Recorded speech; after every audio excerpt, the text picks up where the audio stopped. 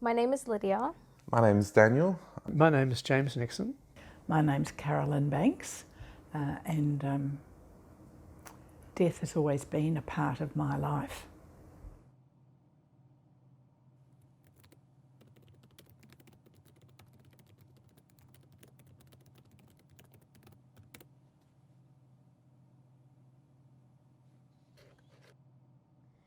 One of my closest friends passed away from suicide last year, end of August. He was supposed to be 18 that year. I work as a registered nurse and I work in palliative care nursing. We aim to not hasten death and we aim to not prolong life.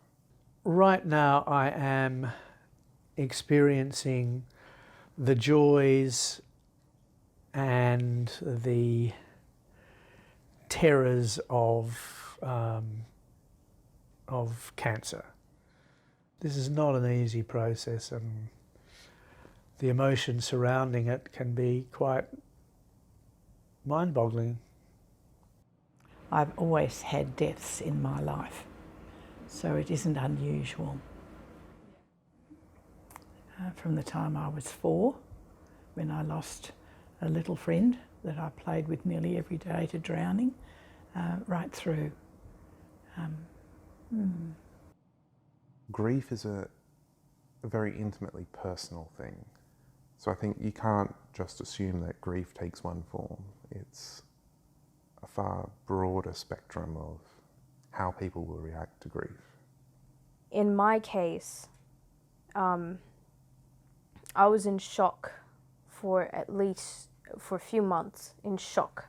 And people can see you functioning very, very well when you're in shock, and they can think you're absolutely fine, but 3 months down the track, you're not quite so fine.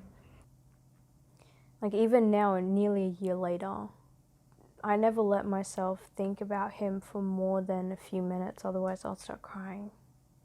And I can remember with a friend of mine who I was very fond of, she died very suddenly, and I moved into her home with my 2 little boys to help look after the family for a while, and I absolutely swung into action.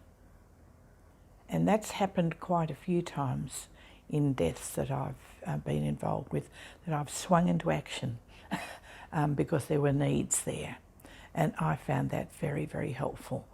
And I was busy, very busy at that time, helping and one thing and another.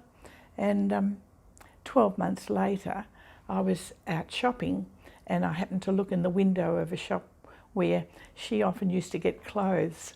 And I looked in the window and I thought, oh, she'd have liked that one. And I started to cry, and I could not stop crying.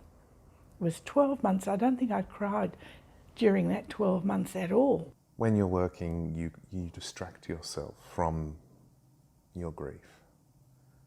I'm dealing with grief all the time at work, but while I'm working, it doesn't hit me.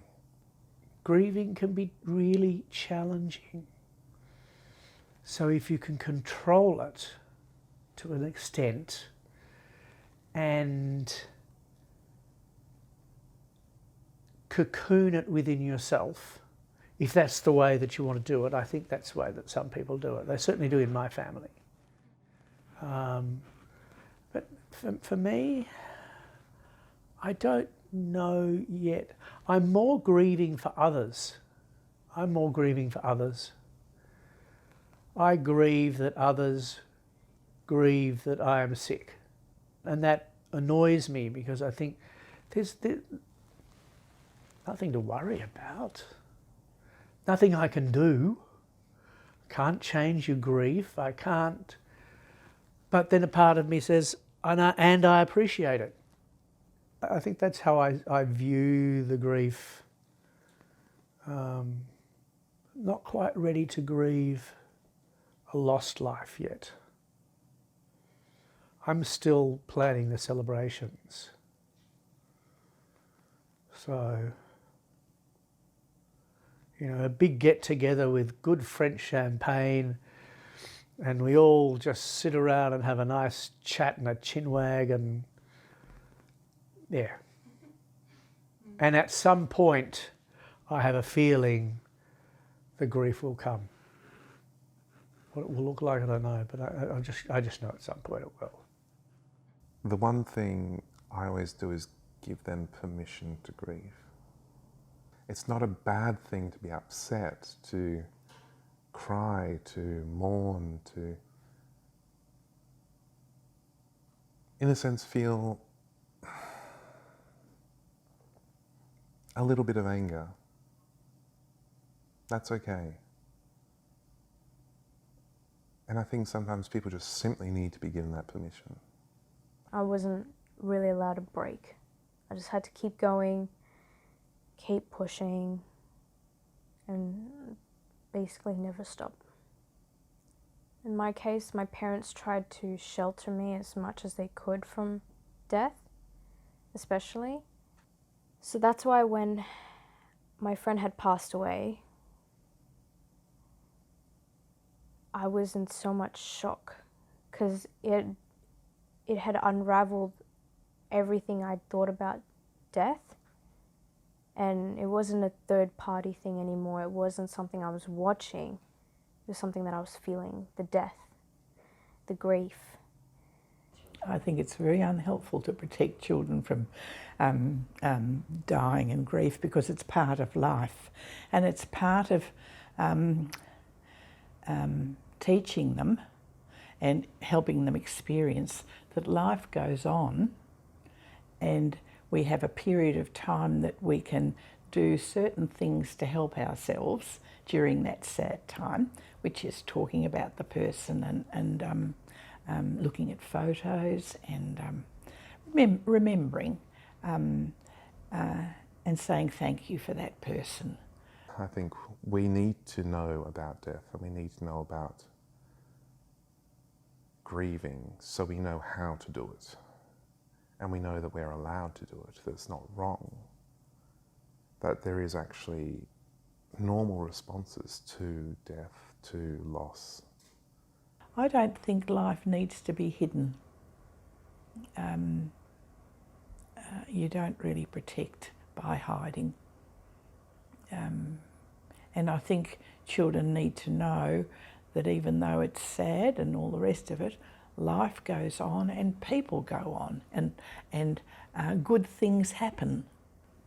But I think if you value anybody, you're going to be sad that they're not going to be in your life. It is a sadness. And you have to face that.